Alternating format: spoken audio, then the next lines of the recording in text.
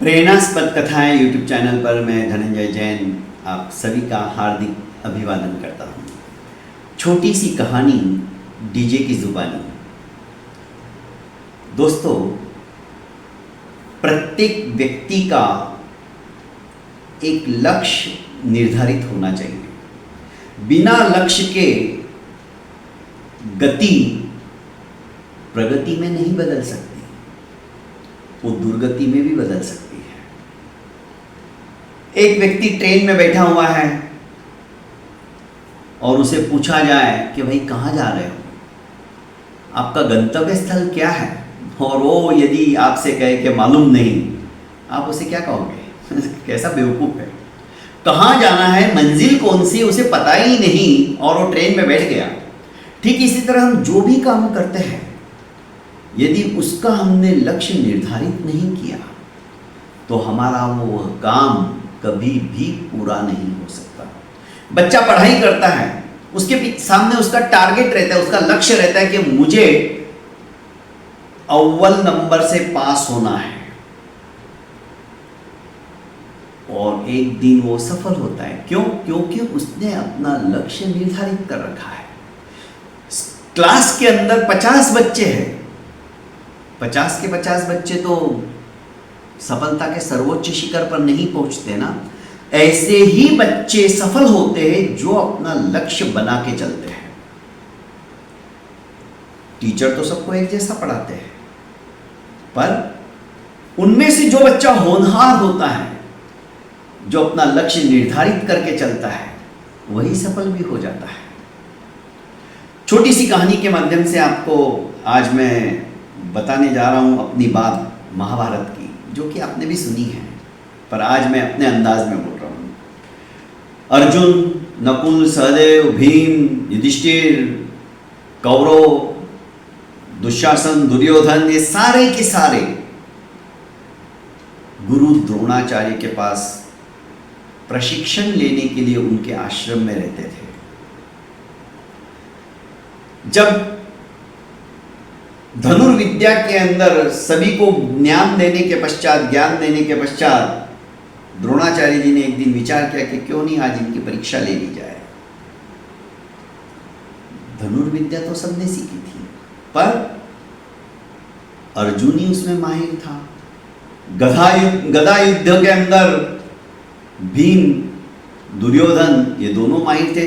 गुरु भी जिसको जिस कार्य के अंदर रुचि है ना, उसको उस कार्य के अंदर दक्षता के साथ में ध्यान भी देते थे और वो सीखते भी थे।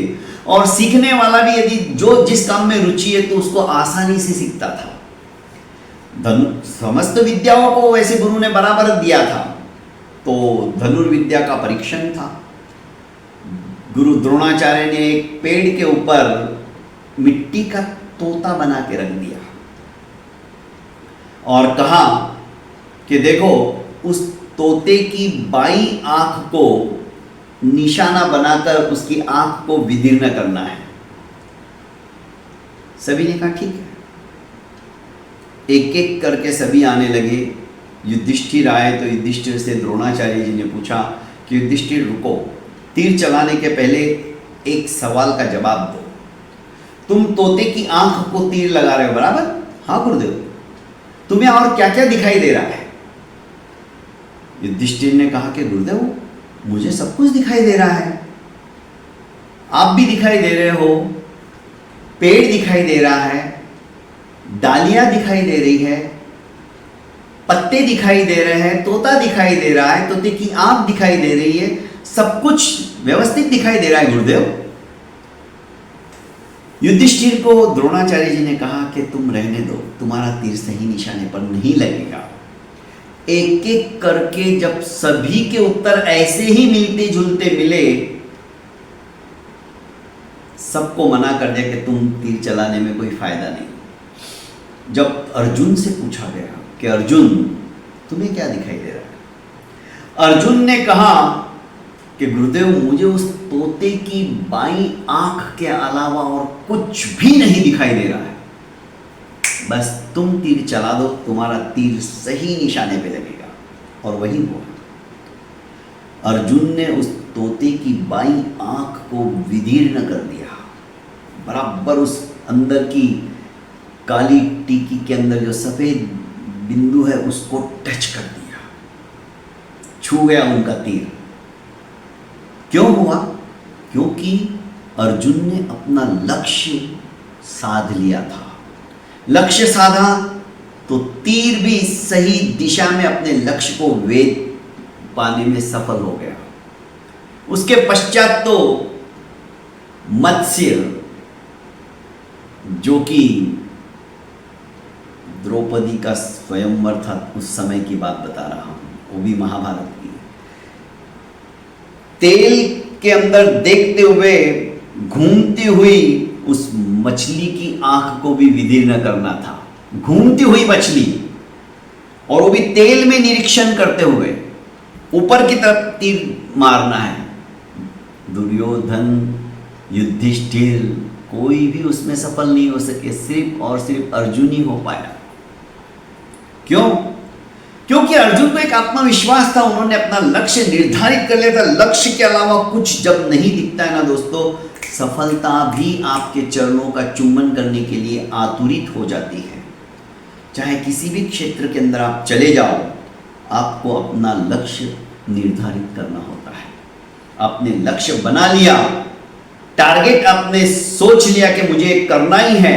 और अर्जुन का तो एक ध्रुव वाक्य था, कार्यम व साधयामि देहम व पातयामि। या तो कार्य के अंदर सिद्धि प्राप्त करूंगा या इस शरीर को ही नष्ट कर दूंगा। जब ऐसा जज्बा, जब ऐसी संकल्प शक्ति हमारे मन के अंदर उद्भूत हो जाती है, तो दोस्तों सफलता दूर नहीं रहती हो, तो स्वयं आपके पास आने के लिए आतुरित रहती है। बहुत बहुत धन्यवाद दोस्तों। प्रेरणास्पद कथाएं यूट्यूब चैनल को आपने लाइक, शेयर एवं सब्सक्राइब नहीं किया तो कर लीजिए, और ज़्यादा से ज़्यादा अपनों को शेयर कीजिए। और हाँ, मेरी बातें आपको अच्छी लगती है, ज्ञानवर्धक है, तो कमेंट बॉक्स में एक छोटा सा वाक्य लिखने में कुछ पैसे लगते हैं क्या? नहीं ना? तो ज़रूर लिखिए। अच्छी लगती तो भी लिखिए, नहीं लगती तो मुझे और क्या करना चाहिए, किस तरह से मेरा प्रेजेंटेशन होना चाहिए, आप जरूर मुझे सुझाव दे सकते हो अपना समझकर, क्योंकि मैं आप सभी को अपना समझता हूँ। बहुत बहुत धन्यवाद। प्रणाम।